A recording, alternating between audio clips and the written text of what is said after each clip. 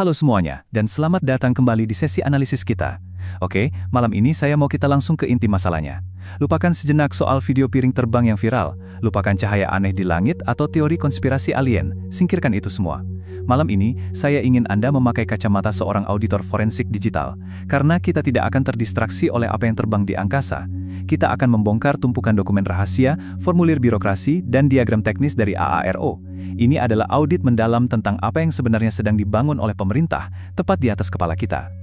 Coba kita mulai dengan pernyataan ini.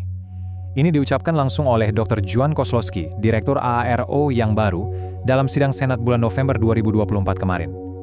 Baca baik-baik kalimatnya. Dia secara terbuka mengakui, kalau objeknya sendiri seringkali bukan masalah keamanan. Yang sensitif itu justru lokasi, sumber, atau metode yang mereka gunakan untuk menangkap fenomena tersebut. Jadi, rahasia terbesar pemerintah itu sebenarnya bukan apa yang mereka lihat di langit, teman-teman. Rahasianya adalah bagaimana cara mereka mengawasi kita. Nah, ini membawa kita ke satu pertanyaan yang benar-benar krusial. Apakah AARO ini sungguhan didirikan buat berburu anomali di udara? Atau jangan-jangan ini cuma kedok untuk memetakan seluruh spektrum digital kita? Kalau kita bedah data ini sebagai auditor forensik, bukan sekedar penikmat fiksi ilmiah, kita bakal melihat ada asimetri informasi yang luar biasa jomplang antara publik dan negara. Mari kita lihat buktinya satu persatu. Bagian pertama, ilusi transparansi UAP. Gini, publik kan selama bertahun-tahun selalu menuntut jawaban soal UAP. Dan akhirnya, pemerintah merespons dengan membentuk AARO dan menjanjikan transparansi. Terdengar bagus kan? Tapi tunggu dulu. Dalam dunia intelijen militer, transparansi itu nggak pernah gratis. Pasti ada harganya. Coba perhatikan grafis radar dari dokumen misi mereka ini. Di permukaan, AARO bilang tugas mereka cuma menyelesaikan anomali lewat sains. Tapi kalau kita baca kerangka kerja aslinya, operasi mereka ini sangat amat bergantung pada kesadaran domain tingkat lanjut. Dan yang paling penting, operasi intelijen. Mereka ini nggak cuma nongkrong sambil lihat teleskop ke langit. Mereka sedang menjaring data supermasif dari seluruh domain operasional. Masuk ke bagian kedua, sang arsitek. Siapa sebenarnya di balik AARO? Untuk benar-benar paham apa niat lembaga ini, kita harus lihat siapa yang pegang kendali. Lihat perbandingan di tabel ini. Di sebelah kiri, misi resmi AARO katanya adalah sains, resolusi, dan transparansi. Tapi di sebelah kanan, latar belakang direkturnya sendiri, Dr. Kozlowski. Beliau ini bukan astronom, apalagi ahli astrofisika biasa. Beliau menghabiskan sebagian besar karirnya di NSA, Badan Keamanan Nasional, memimpin riset tingkat lanjut di bidang matematika kripto, komputasi, dan pemecahan sandi. Sekarang saya tanya ke Anda, coba pikirkan baik-baik. Mengapa sebuah kantor yang tugas utamanya cuma mengumpulkan laporan pilot soal cahaya di langit, butuh seorang pemecah kode intelijen sinyal tingkat tinggi dari NSA sebagai direktur puncaknya?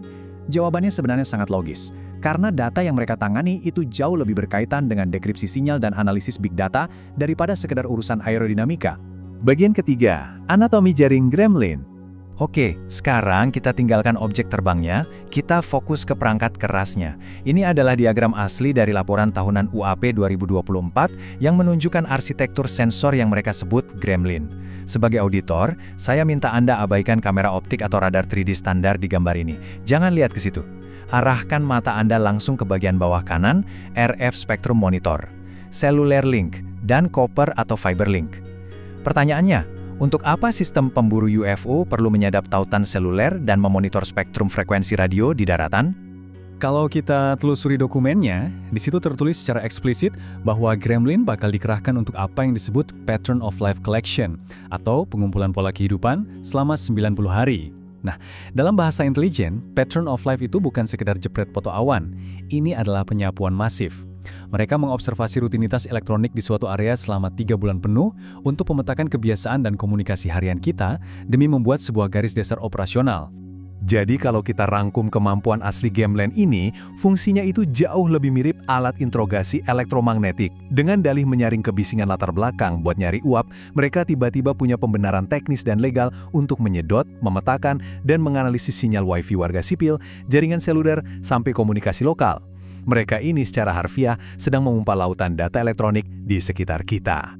Bagian keempat, jaring penjerat, pergeseran misi atau function creep.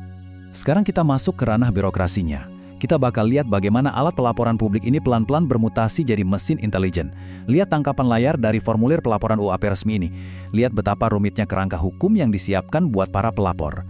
Kalau Anda mau melapor, Anda harus masuk ke dalam pernyataan undang-undang privasi yang sangat detail dan Anda harus mengkonfirmasi status izin keamanan serta menandatangani perjanjian kerahasiaan atau NDA.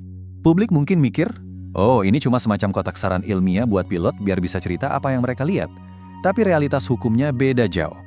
Mekanisme pelaporan 2025 ini secara efektif berfungsi sebagai mesin pengumpul data identitas pribadi atau PII. Kasarnya, ini tuh kayak sistem KYC atau Know Your Customer secara digital, tapi bukan buat buka rekening bank, melainkan untuk disetorkan ke lembaga intelijen. Bukti paling telanjangnya ada di klausul penggunaan rutin dalam formulir tersebut.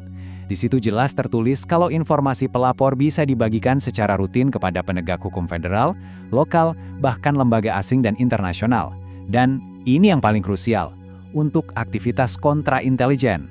Jadi data tentang siapa yang lapor, di mana dan kapan, langsung ditarik ke dalam jaringan pengawasan global. Ini sama sekali bukan murni untuk sains. Bagian kelima, tabir penutup, transparansi bersyarat. Janji transparansi dari pemerintah ini sebenarnya punya celah strategis yang sangat cerdik. Kalau Anda ingat kesaksian Dr. Kozlowski di awal tadi, mereka ini menggunakan taktik intelijen klasik yang disebut limited hangout atau pengungkapan strategis. Artinya, mereka bakal merilis sebagian informasi, mungkin video buram atau dokumen lama yang udah disensor buat memuaskan rasa penasaran publik.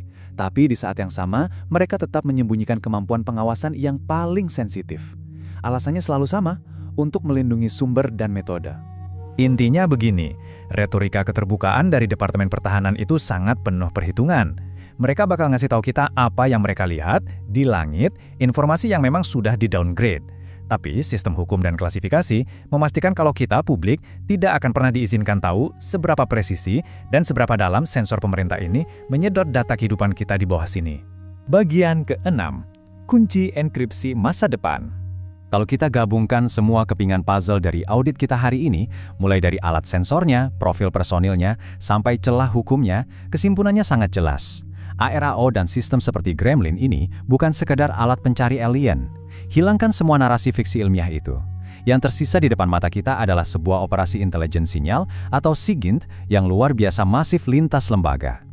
Mempekerjakan ahli kripto NSA, menyebar sensor penyadap seluler, dan membuat aturan berbagi data kontra intelijen, semua itu menunjuk pada satu tujuan utama, dominasi mutlak atas spektrum elektromagnetik.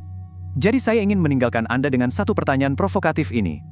Lain kali Anda membaca berita tentang UAP, atau melihat ke langit malam mencari anomali, tanyakan pada diri Anda sendiri. Apakah kita yang sedang mengamati apa yang ada di luar sana, atau justru jaring sensor tak terlihat di atas sana yang sedang membetakkan perangkat di saku kita dan seluruh kehidupan digital kita? Terima kasih sudah bergabung di sesi audit malam ini. Tetaplah kritis, perhatikan selalu dokumen aslinya. Dan sampai jumpa di penelusuran kita berikutnya.